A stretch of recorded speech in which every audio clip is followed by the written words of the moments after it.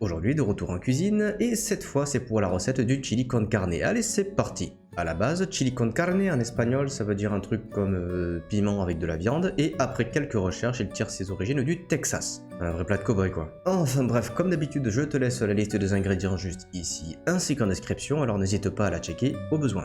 Pour commencer, je te suggère fortement de faire tremper tes haricots rouges quelques heures avant ou la veille pour les attendrir un peu. Pour accélérer le temps de trempage, j'ai fait une vidéo à ce sujet, le lien est dans la description. Si tu utilises des haricots en boîte, tu peux bien sûr passer cette étape. Taille l'oignon en cubes assez grossiers et fais de même avec l'ail ainsi que ton poivron. Tout pareil avec les tomates ou hache-les grossièrement. Dans un autre contenant, découpe ta viande de bœuf en cubes réguliers, pas plus gros que tes haricots si possible. Prépare tes épices à chili et passe à l'étape de la cuisson. Commence par faire cuire tes haricots départ eau froide pour une cuisson uniforme. Le temps peut varier légèrement, mais les miens ont pris environ 45 minutes à frémissement si tu veux une estimation. Prends une sauteuse ou une cocotte de bonne taille, fais chauffer un peu d'huile sur feu vif, mets-y oignons, ail et poivrons à suer pendant quelques minutes. Quand tes oignons commencent à être translucides, ajoute la viande pour la colorer un peu, ajoute tes épices et aromates et remue pour les torréfier.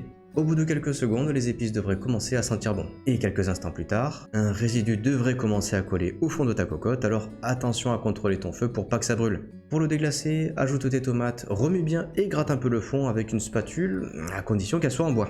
Ensuite, ajoute ton bouillon de viande ou de légumes selon tes goûts. Si tes haricots sont al dente, égoutte-les avant de les ajouter avec une belle cuillère de concentré de tomate. Égalise avec de l'eau si besoin et laisse mijoter à découvert sur feu doux pendant environ 1 heure.